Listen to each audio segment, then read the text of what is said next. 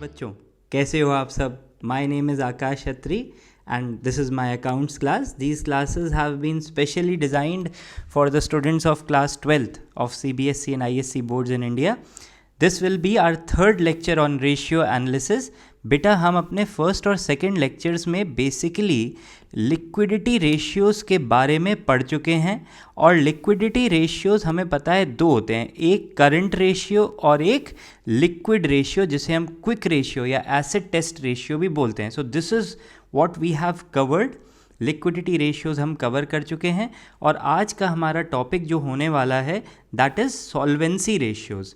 Solvency ratios बेटा हमें चार पढ़ने हैं. एक हमें पढ़ना है डेट इक्विटी रेशियो, फिर हमने पढ़ना है डेट टू टोटल एसेट्स या total assets to debt ratio.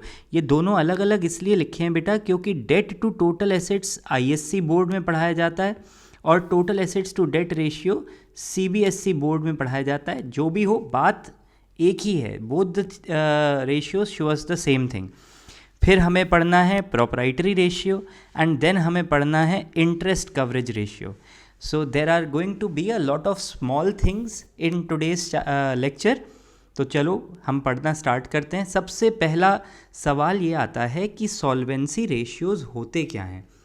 तो बेटा सॉल्वेंसी रेशियोज़ जो हैं हमें ये दिखाते हैं कि हमारा बिजनेस क्या लॉन्ग टर्म लायबिलिटीज़ को आसानी से पे कर पाएगा या नहीं कर पाएगा. किसका पेमेंट देख रहे हैं हम यहाँ पे? Long term liabilities. Liquidity ratios में हमने ये देखा था कि हम शॉर्ट टर्म ऑब्लिगेशंस या करंट लायबिलिटीज़ को आसानी से पे कर सकते हैं या नहीं. और सॉल्वेंसी रेशियोज़ में हम क्या देखेंगे कि हम अपनी लॉन्ग टर्म लायबिलिटीज़ को आसानी से पे कर सकते हैं या नहीं. अब क्योंकि हम ये देखना चाह रहे हैं कि हमारी लॉन्ग टर्म लायबिलिटीज़ आसानी से पे होंगी या नहीं होंगी, तो बेसिकली हम ये कह सकते हैं कि सॉल्वेंसी रेशियोज़ जो हैं हमें लॉन्ग टर्म फाइनेंशियल पोजीशन को जज करने में मदद करते हैं. क्या जज करने में मदद करते हैं? Long term financial position. यही दो बातें मैंने यहाँ नोट्स में लिखी हुई हैं, देखो साथ साथ पढ़ो मेरे. These ratios help us to assess the ability of a firm to pay off its long-term liabilities as and when they become due. तो पहली बात हो गई. और दूसरी, these ratios are a reflection of the long-term financial position of the business. कि लंबे समय में अगर हम देखें तो हमारा बिजनेस अच्छा चलेगा, हम अपनी लायबिलिटीज़ पे कर पाएंगे या नहीं पे कर पाएंगे. तो चलो स्टार्ट करते हैं अपना पहला सॉल्वेंसी रेशियो जो कि है डेट इक्विटी रेशियो. बेटा डेट इक्विटी रेशियो एक बहुत ही आसान रेशियो है. ये दिखाता है कि हमारे बिजनेस में लंबे समय का पैसा बाहर वालों ने कितना लगाया है और ओनर्स ने कितना लगाया है, इसके बीच का कंपैरिजन होता है. तो डेट रिप्रेजेंट करता है बाहर वालों का पैसा, इक्विटी रिप्रेजेंट करता है ओनर्स का पैसा. तो देखो क्या लिखा है, this is the ratio between long term dates and share holders funds. Long term debt और शेयर होल्डर्स फंड्स के बीच का जो रेशियो है उसे हम बोलते हैं क्या कहते हैं? Date equity ratio. अब शेयर होल्डर्स फंड्स देखो यहाँ लिखा हुआ है, शेयर होल्डर्स फंड्स किसके फंड्स हैं? ओनर के. और लॉन्ग टर्म फंड्स किसका फंड है? आउटसाइडर्स का. ठीक है, तो हम बेसिकली ये कंपेयर कर रहे हैं कि बाहर वालों का पैसा कितना है एज़ कम्पेयर टू ओनर्स का पैसा. अब तुम सोच के बताओ, तुमने एक बिज़नेस में एज एन आउटसाइडर पैसा लगाया है और तुम देख रहे हो कि यार ओनर्स ने तो बहुत कम पैसा लगाया है और बाहर वालों का ज़्यादा लगाया है. Will you feel safe? No. So debt जो है वो बहुत ज़्यादा नहीं होनी चाहिए as compare to owners funds. ठीक है, ये बात ध्यान रखेंगे. आओ तो इसके बारे में आगे पढ़ते हैं. आगे लिखा है कि लॉन्ग टर्म डेट में क्या क्या चीज़ें आती हैं. बेटा लॉन्ग टर्म डेट में वो पैसा है जो हमें लंबे समय बाद वापस करना है. तो इसमें आती हैं लॉन्ग टर्म बोरोइंग्स. अब लॉन्ग टर्म बोरोइंग्स कौन कौन सी होती हैं? एक तो डिबेंचर्स हो गए, मॉर्टगेज लोन हो गया. मॉर्टगेज लोन का मतलब अगर हमने कुछ गिरवी रख के लोन लिया है, बैंक से कोई और लोन लिया है, किसी फाइनेंशियल इंस्टीट्यूशन से लोन लिया है, पब्लिक से डिपॉजिट्स लिए हैं, ये सब लॉन्ग टर्म बोरोइंग्स हैं. और लॉन्ग टर्म बोरोइंग्स के अलावा यहाँ पे क्या आता है? Long term provisions. ये लॉन्ग टर्म प्रोविजंस क्या चीज़ें होती हैं बेटा? लॉन्ग टर्म प्रोविजंस वो प्रोविजंस होते हैं जिनके खिलाफ लायबिलिटी बहुत समय बाद यानी 1 साल के बाद अराइज होने की उम्मीद है. जैसे कि प्रोविजन फॉर एम्प्लॉई बेनिफिट्स, ये जो है ये एक लॉन्ग टर्म प्रोविज़न है, क्योंकि एम्प्लॉई को बेनिफिट ज़्यादातर तभी देना होता है जब एम्प्लॉई हमारी फर्म से रिटायर होता है, तो लॉन्ग टर्म प्रोविज़न। तो ये वो पैसा है जो हमें बाहर वालों को वापस करना है। और एज़ कम्पेयर टू दिस हमें क्या देखना है, शेयर होल्डर्स फंड्स। अब शेयर होल्डर्स फंड्स बेटा दो चीज़ें आती हैं, एक तो शेयर कैपिटल आती है और एक रिजर्व्स एंड सरप्लस आते हैं। अब सवाल ये है कि शेयर कैपिटल में क्या क्या चीज़ें आती हैं। बेटा दोनों आती हैं, इक्विटी शेयर्स भी आते हैं और प्रेफरेंस शेयर्स भी आते हैं। कई बच्चे इस बात से कंफ्यूज हो जाते हैं कि यहाँ इक्विटी लिखा है, डेट अपॉन इक्विटी, लेकिन इक्विटी का मतलब बेटा ओनर्स फंड्स हैं, शेयर होल्डर्स फंड्स हैं, और शेयर होल्डर्स दोनों ही होते हैं, इक्विटी वाले भी और प्रेफरेंस वाले।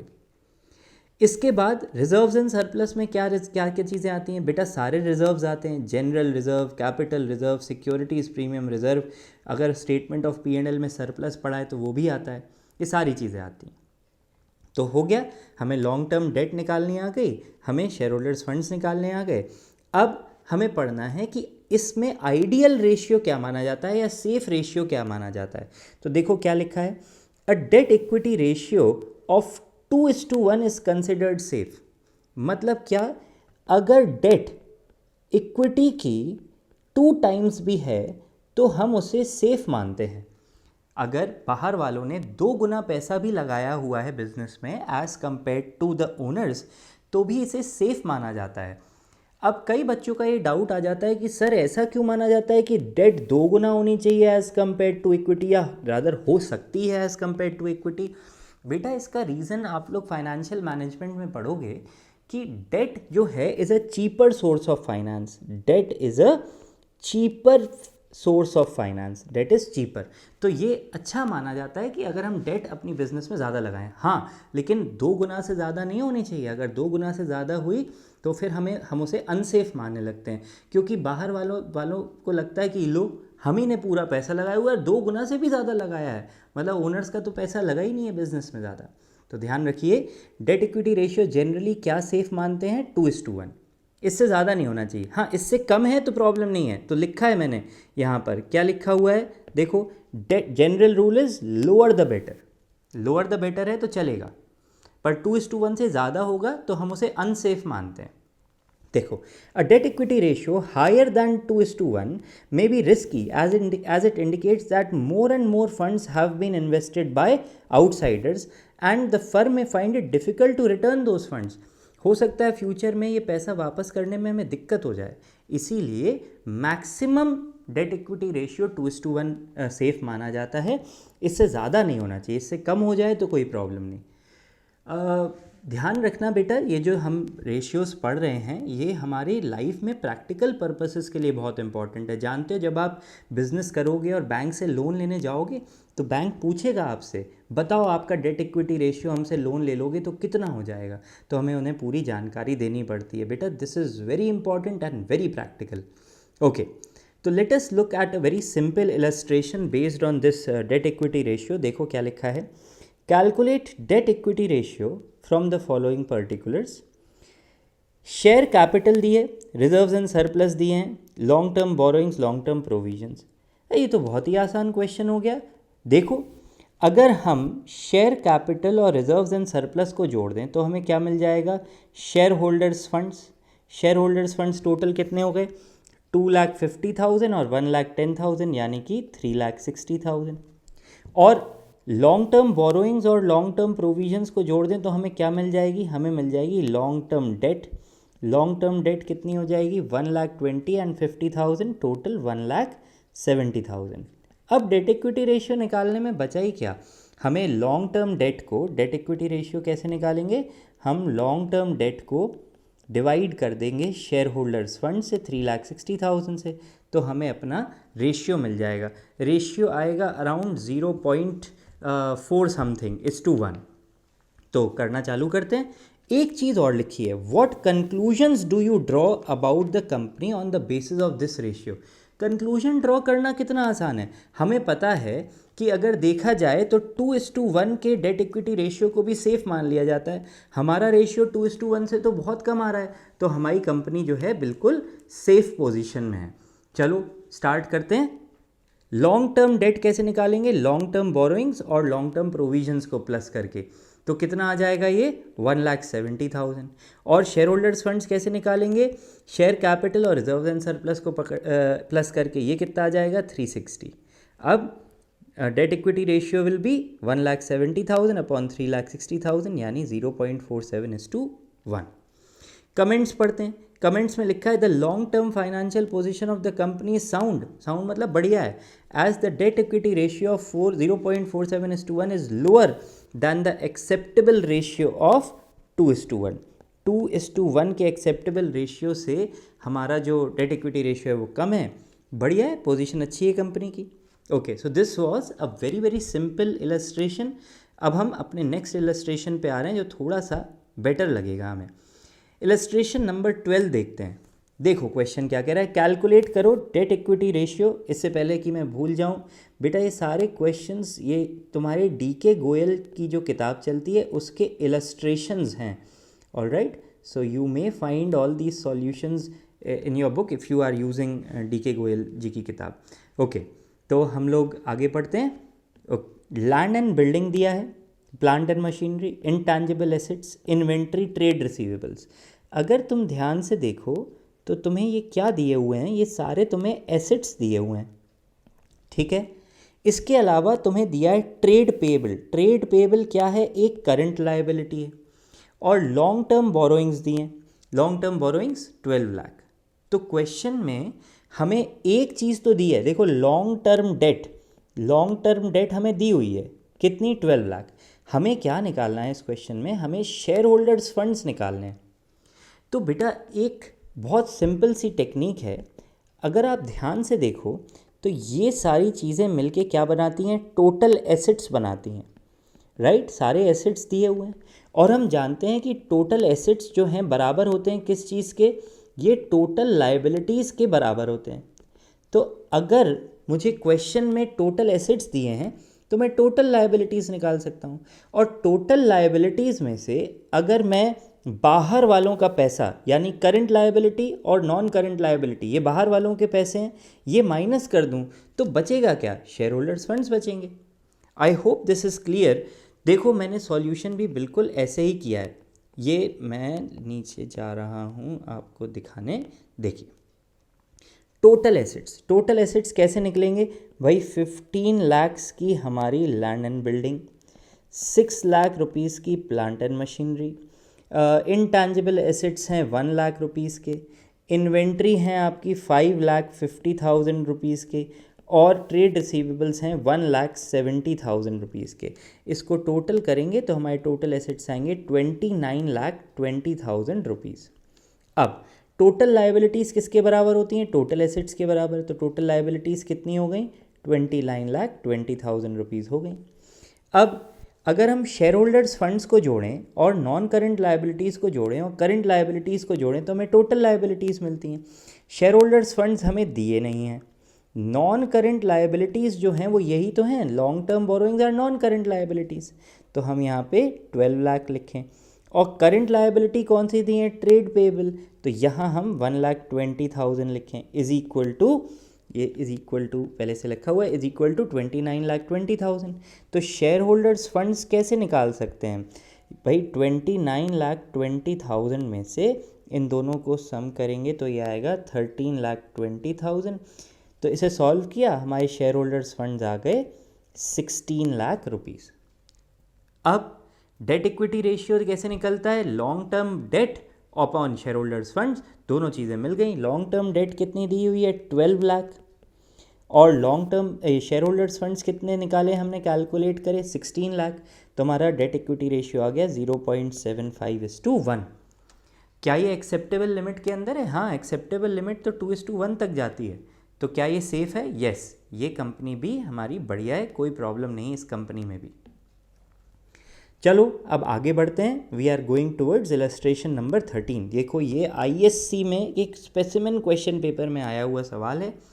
इसी टाइप के क्वेश्चंस हम थोड़ा एक्सपेक्ट करते हैं अपने बोर्ड एग्जाम्स में। देखो क्वेश्चन में हमें करंट रेशियो दिया हुआ है 1.5:1। अब सभी जानते हैं क्योंकि हम लिक्विडिटी रेशियोज पढ़ चुके हैं, तो current asset is to current liabilities दिया हुआ है 1.5:1।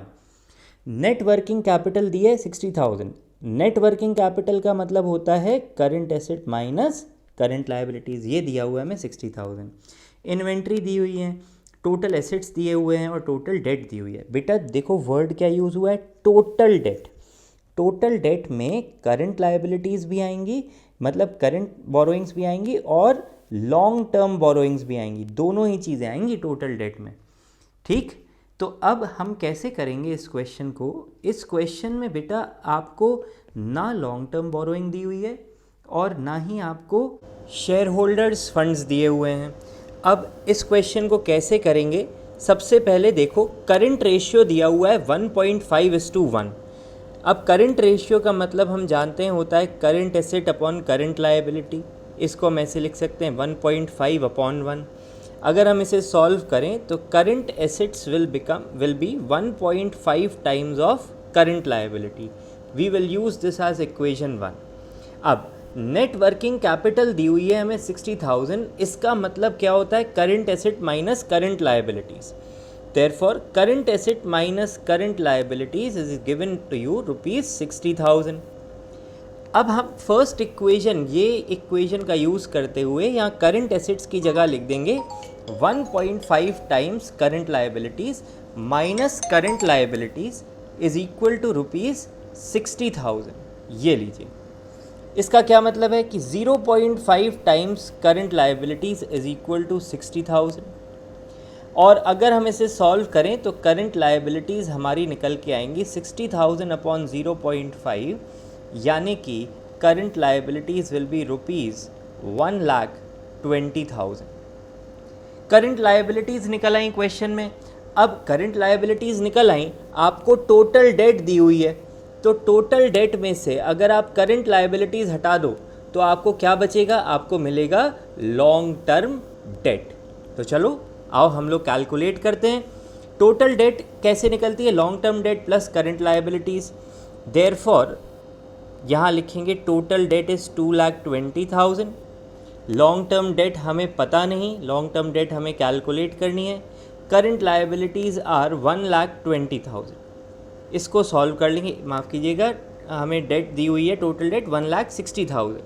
ऑलराइट, तो यहाँ हम 1,60,000 की टोटल डेट में से 1,20,000 माइनस करेंगे तो लॉन्ग टर्म डेट आ जाएगी हमारी 40,000 रुपीज़।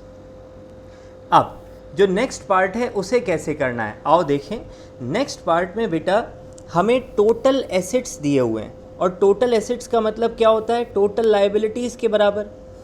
अब टोटल लायबिलिटीज़ में से अगर हम बाहर वालों का पैसा यानी टोटल डेट माइनस कर दें तो हमें क्या मिल जाएगा, हमें शेयर होल्डर्स फंड्स मिल जाएंगे। आओ देखें, total liabilities is equal to total assets, और टोटल लायबिलिटीज़ का मतलब क्या होता है, शेयर होल्डर्स का funds plus total debt. Total assets कितने दिए हुए हैं हमें, 2,20,000 रुपीज़। तो शेयर होल्डर्स फंड्स प्लस 1,60,000 की total debt is equal to 2,20,000, यानी कि share holders fund is equal to 2,20,000 minus 1,60,000। तो हमारे शेयर होल्डर्स फंड्स कितने आ गए, ₹60,000। अब हमें शेयर होल्डर्स फंड्स भी मिल गए, हमें लॉन्ग टर्म डेट भी मिल गई, तो हमें डेट इक्विटी रेशियो निकालने में तो कोई तकलीफ होनी ही नहीं चाहिए। Debt equity ratio is equal to long term debt 40,000 upon share holders fund 60,000। ये आ जाएगा हमारा रेशियो 0.67:1। आई होप ये तुम्हें समझ में आया हो। अब हम जा रहे हैं अपने अगले इलस्ट्रेशन पे, विच इज़ इलस्ट्रेशन नंबर 14।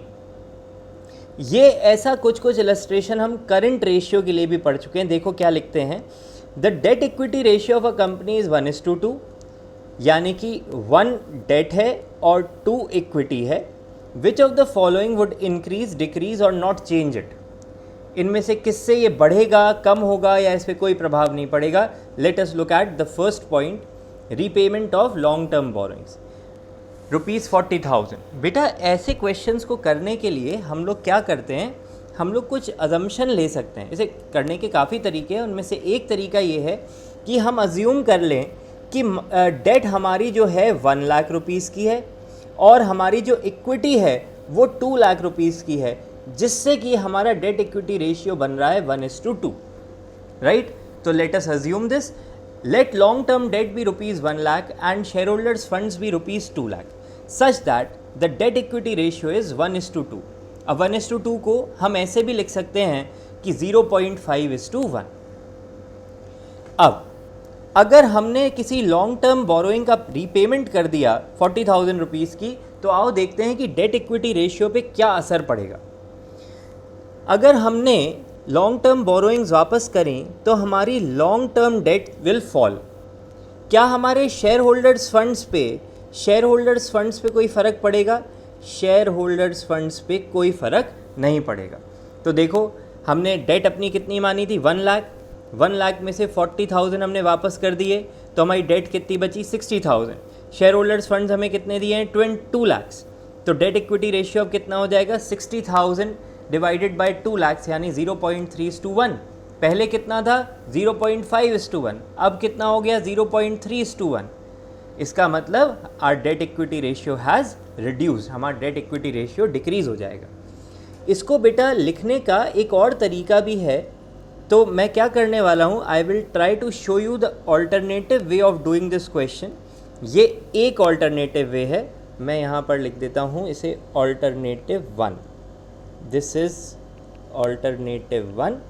अब ऑल्टरनेटिव 2 देखते हैं कि और क्या तरीका है इस क्वेश्चन को करने का. आओ ज़रा देखें. तो instead of writing these figures we could have also written if long term borrowings are repaid. अगर लॉन्ग टर्म बोरोइंग्स को रीपे करेंगे, long term debt will reduce.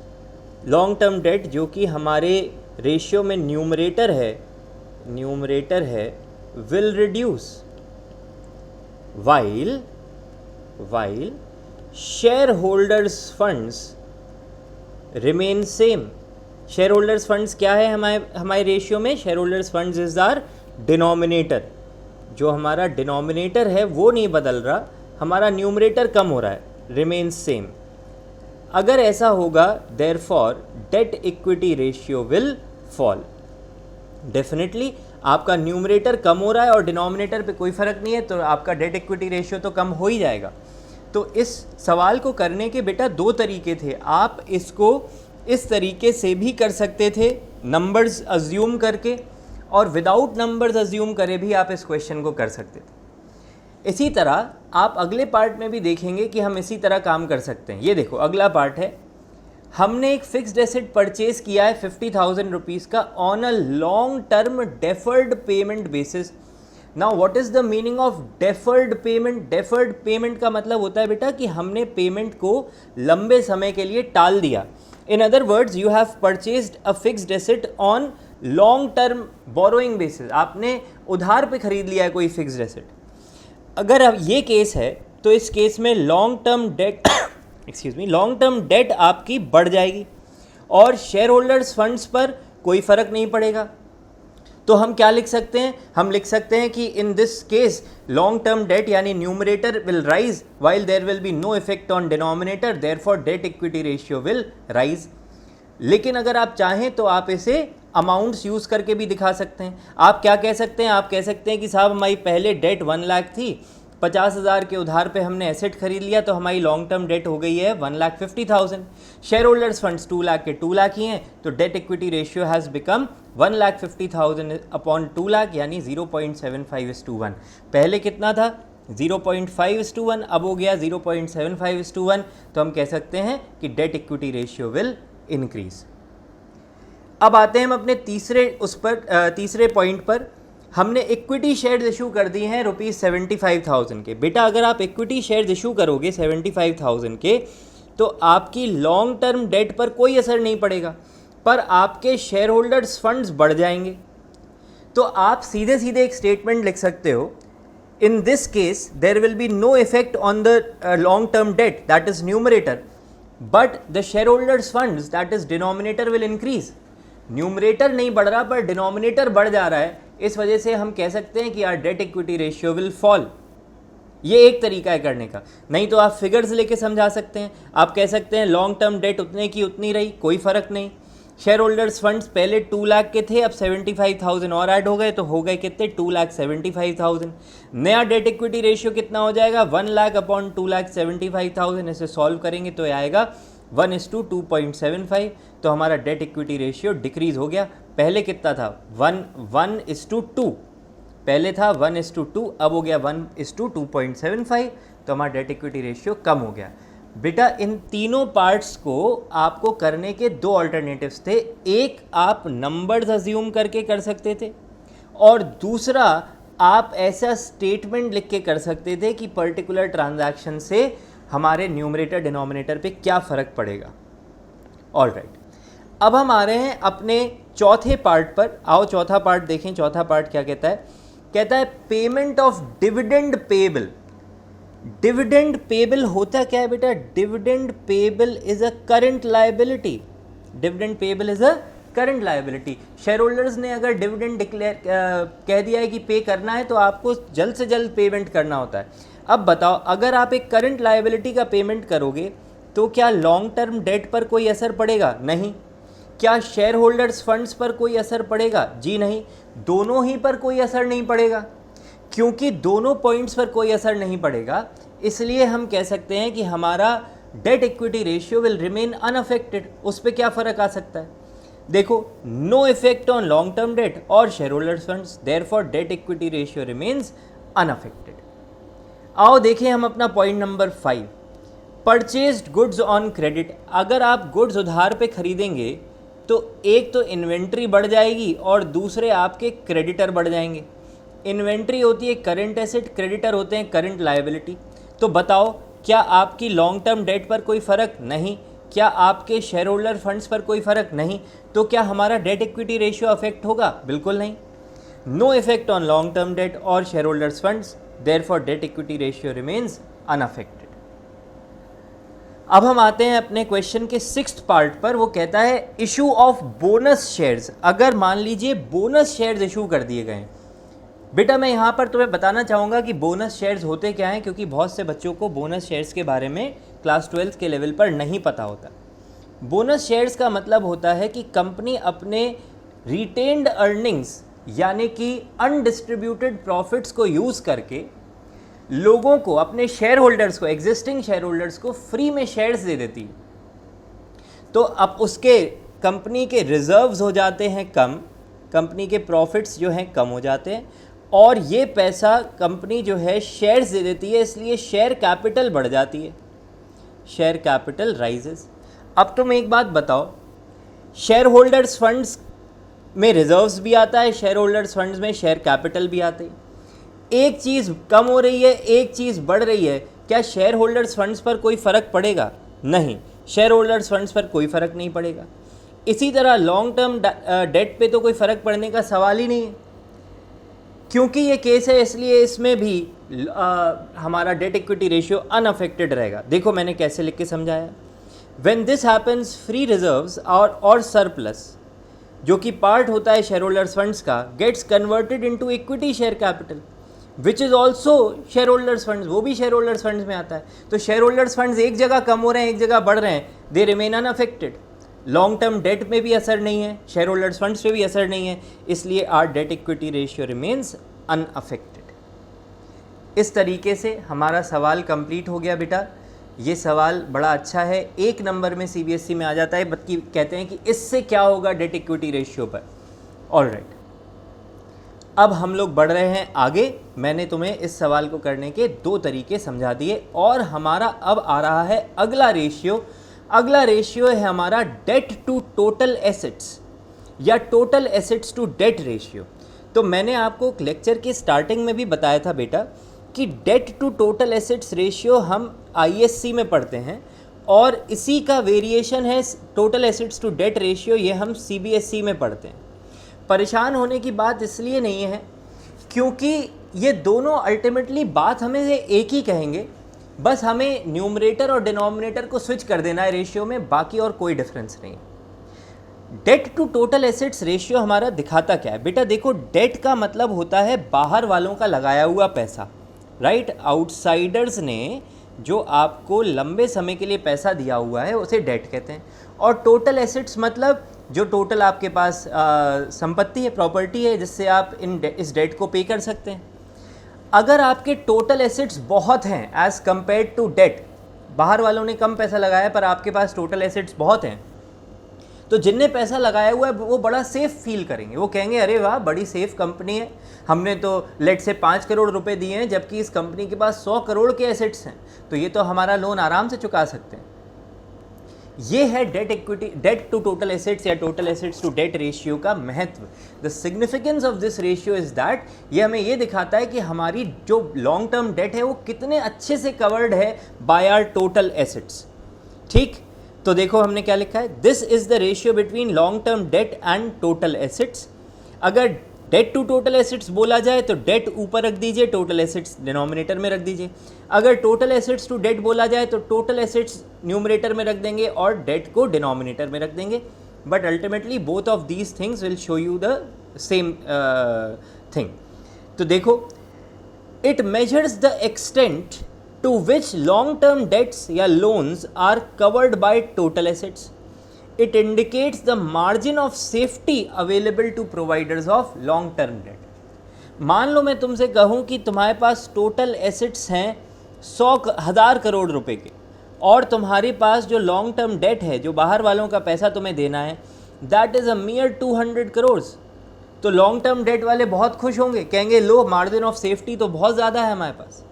लेकिन वहीं पर अगर मैं कह दूँ कि तुम्हारी टोटल एसेट्स तो 1000 करोड़ के हैं, पर तुम्हारी लॉन्ग टर्म डेट जो है 900 करोड़ रुपए की है, तो बेटा ये लोग बड़े, जो लॉन्ग टर्म डेट जिनने दे रखी है, ये बड़े डर जाएंगे, कहेंगे लो यार, ये इनके 1000 करोड़ के एसेट्स में से 900 करोड़ हमारे लगे हुए हैं, कल को ये कंपनी डूबी तो हम तो गए। तो मार्जिन ऑफ सेफ्टी दिखाता है, ये रेशियो में क्या दिखाता है, मार्जिन ऑफ सेफ्टी दिखाता है। मैंने इसको लिख के भी दिखाया है। If total assets are very high as compared to long term debts, there is larger margin of safety. If total assets are not high as compared to long term debt, तो हमारे पास lower margin of safety है। ठीक, काफ़ी हमने समझ लिया इस ratio के बारे में कि ये क्या दिखाता है हमें। अब हम एक क्वेश्चन करेंगे इस रेशियो पे बेस्ड। आओ देखें, calculate debt to total assets ratio from the following information. Long term borrowings, long term provisions, trade payables, share capital, securities premium reserve, general reserve, surplus दिया हुआ है। तो बेटा ये बड़ी आसान बात है। आप देखो, लॉन्ग टर्म बोरोइंग्स और लॉन्ग टर्म प्रोविजंस दिए हुए हैं, अगर इनको जोड़ो तो आपको क्या मिल जाएगी, आपको मिल जाएगी लॉन्ग टर्म डेट। अब अगला क्या दिया हुआ है आपको, अब देखो लॉन्ग टर्म डेट तो डेट मिल गई हमें, अब टोटल एसेट्स ढूंढना है। तो एक बात बताओ, अगर टोटल एसेट्स की जगह हम टोटल लायबिलिटीज़ ढूंढ लें तो भी तो काम बन जाएगा, because total liabilities are ultimately equal to total assets. अब इस क्वेश्चन में ध्यान से देखो, आपको सारी लायबिलिटी तो दी हैं, ये पूरी सारी चीज़ें जो हैं ये लायबिलिटीज़ ही तो हैं। अगर हम इन्हें ऐड करेंगे तो हमें क्या मिल जाएगा, हमें मिल जाएगा टोटल लायबिलिटीज़, और हमारा काम कंप्लीट हो जाएगा। ये देखो, long term debt is equal to long term borrowings plus long term provisions, ये आ गया 20 लाख रुपीज़। ठीक, अब हमें ढूंढना है अपना टोटल लायबिलिटीज़। टोटल एसेट्स किसके बराबर हैं, टोटल लायबिलिटीज़ के बराबर। टोटल लायबिलिटीज़ कैसे निकलेंगे, long term provisions, long term borrowings, trade payables, share capital, securities premium, general reserve, इन सबको प्लस कर देंगे, और ये surplus in statement of P&L को ब्रैकेट में दिया हुआ है, इसका मतलब ये क्या है, लॉस है, इसे माइनस कर देंगे। ठीक, तो हमारा आंसर आ जाएगा total assets will B 41 lakhs. अब हमें रेशियो निकालना है। कौन सा रेशियो निकालना है, debt to total assets. Debt पहले, टोटल एसेट्स बाद में, तो डेट को हमने ऊपर रख दिया, टोटल एसेट्स को नीचे रख दिया, हमारा आंसर आ गया 0.49:1।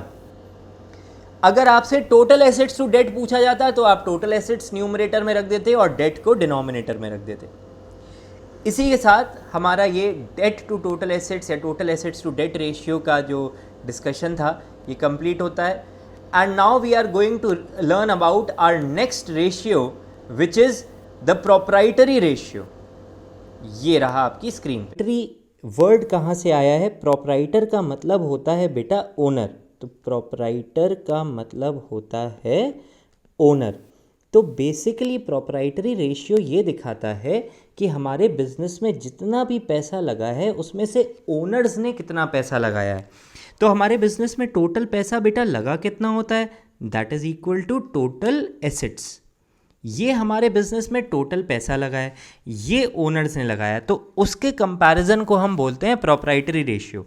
मान लो मैं तुमसे कहूँ कि हमारे बिजनेस में 10 लाख रुपीज़ लगे हुए हैं और ओनर ने इसमें से 2 लाख रुपीज़ लगाए हैं, तो बताओ प्रोप्राइटरी रेशियो कितना हुआ। तुम कहोगे कि भाई ऐसा लग रहा है कि ओनर ने 20% पैसा लगाया हुआ है। इसी को हम बोलते हैं proprietary ratio. 2 lakh as compare to 10 lakh is 20%। अब ये कोई रटने वाली बात थोड़ी है, ये तो समझ सकते हैं हम। प्रोप्राइटरी रेशियो मतलब ओनर का लगाया हुआ पैसे का परसेंटेज। तो 10 लाख में से अगर 2 लाख रुपए ओनर ने लगाए हैं तो 20% पैसा ओनर ने लगाया है। तो फॉर्मूला क्या हुआ इसका, हम ओनर के पैसे को टोटल एसेट से डिवाइड कर दें और 100 से मल्टीप्लाई कर दें तो हमें मिल जाएगा प्रोप्राइटरी रेशियो। ये देखो, शेयर होल्डर्स फंड्स यानी ओनर का पैसा डिवाइडेड बाय टोटल एसेट्स, जो कि टोटल पैसा लगा है बिजनेस में, into 100, we will get the amount of the percentage of funds that have been invested by the owner. तो देखो क्या लिखा है, proprietary ratio measures the proportion of total assets that is financed out of share holders funds. It is usually expressed as a percentage. जैसे usually हम percentage के form में express करते हैं, पर ज़रूरी नहीं है, ठीक है। मतलब कुछ बुक्स जो हैं इसे नॉर्मल रेशियो की तरह भी लिख देती हैं। अब अगर बाहर वाले देखें कि एक किसी बिजनेस में प्रोप्राइटरी रेशियो ज़्यादा है, यानी कि शेयर होल्डर्स ने ज़्यादा पैसा लगाया हुआ है, तो फिर उन्हें हमेशा बेटर ही लगेगा। क्यों बेटर लगेगा, वो सेफ फील करेंगे। वो कहेंगे अरे चलो प्रोप्राइटर्स ने ज़्यादा पैसा लगाया है एज़ कम्पेयर टू बाहर वाले, तो बाहर वाले विल फील सिक्योर। यही यहाँ पर लिखा हुआ है, a higher proprietary ratio indicates a better long term financial position as it means that a larger portion of total assets is funded by equity। Equity का मतलब शेयर होल्डर्स फंड्स। ठीक, अब हम लोग इस पे बेस्ड एक क्वेश्चन देखेंगे। क्वेश्चन बड़ा ही सिंपल सा है, आओ देखें। It has appeared in ISC specimen question paper 2018। मैं फिर से यहाँ बोलूँगा बेटा, ये सारे क्वेश्चंस जो हैं DK गोयल जी की किताब के इलस्ट्रेशंस हैं। तो if you are referring, if you are using that book, तो आपको ये सारे इलस्ट्रेशंस वहाँ मिल जाएंगे। देखो भाई क्या क्या दिया हुआ है। हमें इक्विटी शेयर कैपिटल दी है, प्रेफरेंस शेयर कैपिटल दी है और रिजर्व्स एंड सरप्लस दिए हैं। इन तीनों को जोड़ेंगे तो हमें क्या मिल जाएंगे, हमें मिल जाएंगे शेयर होल्डर्स फंड्स। ये आ जाएंगे, लो हम तो इसे ऐसे ही कर सकते हैं ओरली, ये आ जाएंगे 7,25,000 रुपीज़। फिर क्रेडिटर्स दिए हैं, बैंक लोन दिया हुआ है। इससे क्या मतलब, fixed asset, non current investment और करेंट एसेट, ये हमें एसेट्स दिए हैं। इन तीनों को जोड़ेंगे तो हमें मिल जाएंगे टोटल एसेट्स। ज़रा देखो टोटल एसेट्स कितने बन रहे हैं, 7, ये बन रहे हैं 10,35,000 रुपीज़ के। तो लो हमें क्या क्या मिल गया, हमें शेयर होल्डर्स फंड्स भी मिल गए और हमें टोटल एसेट्स भी मिल गए। ये तो आसान हो गया क्वेश्चन। शेयर होल्डर्स फंड्स कैसे निकालेंगे, ये 2 लाख की इक्विटी शेयर कैपिटल और प्रेफरेंस शेयर कैपिटल 4,75,000 की, रिजर्व्स एंड सरप्लस 50,000 के। तो ये कितने हो गए, ये हो गए भाई 7,25,000 रुपीज़। मैं इसको यहाँ ठीक कर दूँ, 7,25,000 रुपीज़। और हमारे टोटल एसेट्स कितने हो गए, टोटल एसेट्स में फिक्स्ड एसेट्स हमारे दिए हैं 7 और नॉन करेंट एसेट्स दिए हैं 2,35,000 के, और हमारे पास ये करंट एसेट्स दिए हुए हैं 1 लाख रुपीज़ के। तो ये टोटल हो गया 10,35,000 रुपीज़। तो प्रोप्राइटरी रेशियो कैसे निकालेंगे हम, शेयर होल्डर्स का पैसा डिवाइडेड बाय टोटल एसेट्स 10,35,000, तो ये आ जाएगा 0.7:1। I hope that is clear. अब हम लोग बढ़ रहे हैं अपने आज के लास्ट रेशियो पे, which is interest coverage ratio. बेटा इंटरेस्ट कवरेज रेशियो ये दिखाता है कि हमारा जो इंटरेस्ट का खर्चा है, इंटरेस्ट का एक्सपेंस है, वो हमारे प्रॉफिट से कितने टाइम कवर होता है। मान लो मैं तुमसे कहता हूँ कि तुम्हारा प्रॉफिट 5 लाख रुपए का है और उसमें से तुम्हें 1 लाख रुपीज़ का इंटरेस्ट देना है, तो बेटा तुम्हारा प्रॉफिट कितनी बार कवर कर रहा है तुम्हारे इंटरेस्ट के खर्चे को? तुम कहोगे 5 बार कवर कर रहा है। चलो यही सारी चीज़ें मैंने यहाँ लिखी हुई हैं, आराम से पढ़ते हैं। This ratio indicates how many times, कितनी बार the interest charges on long term borrowings are covered by profits available to pay the interest. ये रेशियो ये दिखाता है कि जिस प्रॉफिट में से ब्याज दिया जाना है, इंटरेस्ट दिया जाना है, वो प्रॉफिट हमारे इंटरेस्ट को कितने टाइम्स कवर करता है। For instance, a company has a profit of 5 lakh before deducting interest of rupees 1 lakh. How many times does the profit cover the interest expense? 1 lakh रुपए का अगर खर्चा है और 5 लाख रुपए में से आपको देना है, तो आपका ये प्रॉफिट कितनी बार कवर कर रहा है आपके इंटरेस्ट के खर्चे को? The answer is 5 times. कैसे निकाला आपने? ठीक है, this is interest coverage ratio, पर कैसे निकाला आपने? आपने प्रॉफिट को डिवाइड कर दिया इंटरेस्ट के खर्चे से, तो क्या निकल आया? 5 टाइम्स आपका इंटरेस्ट कवरेज रेशियो आ गया। ठीक, अब मैं तुम लोग के साथ एक इलस्ट्रेशन डिस्कस करना चाहूँगा, छोटा सा इलस्ट्रेशन है, तो ये एक्सप्लेनेशन ज़रा डिस्कस करते हैं। मान लेते हैं तुम्हारे बिजनेस में ये 10 लाख रुपीज़ की जो है सेल हुई है। अब अगर हम वो सारे खर्चे माइनस कर दें इंटरेस्ट छोड़ के, सारे खर्चे माइनस करें हैं इंटरेस्ट छोड़ के, तो बेटा जो हमें फिगर मिलता है हम उसे बोलते हैं अर्निंग्स या profit before interest and tax, short में पीबीआईटी या ईबीआईटी के नाम से कहते हैं। तो earnings before interest and tax या profit before interest and tax कितना आ जाएगा? 5 टाइम्स। फिर इंटरेस्ट का खर्चा कितना है? 1 लाख। तो हमारे पास अर्निंग्स या प्रॉफिट बिफोर टैक्स, टैक्स से जस्ट पहले का प्रॉफिट कितना आ जाएगा? 4 लाख। अब मान लेते हैं टैक्स 40% है, तो हमने इसमें से टैक्स माइनस किया और हमें मिल गया अर्निंग आफ्टर टैक्स या प्रॉफिट आफ्टर टैक्स। बेटा इसी चीज़ को हम बोलते हैं नेट प्रॉफिट। इस चीज़ को हम क्या बोलते हैं? नेट प्रॉफिट बोलते हैं। अब बेटा ये एक्सप्लेनेशन मैं आपको इसलिए देना चाहता था क्योंकि अब एक क्वेश्चन आ रहा है। क्वेश्चन ये है कि आपने ये इंटरेस्ट का खर्चा कौन से प्रॉफिट में से दिया है? Out of which profit did you give interest? क्या आपने नेट प्रॉफिट में से ये इंटरेस्ट दिया, या आपने प्रॉफिट बिफोर टैक्स में से इंटरेस्ट दिया, नेट प्रॉफिट में से दिया, प्रॉफिट बिफोर इंटरेस्ट टैक्स में से दिया, या फिर आपने ये खर्चा profit before interest and tax में से दिया, या फिर आपने ये खर्चा नेट रेवेन्यू यानी 10 लाख रुपए में से दिया? So the correct answer to this question will be, तुम लोग मन में सोच लो, profit before interest and tax.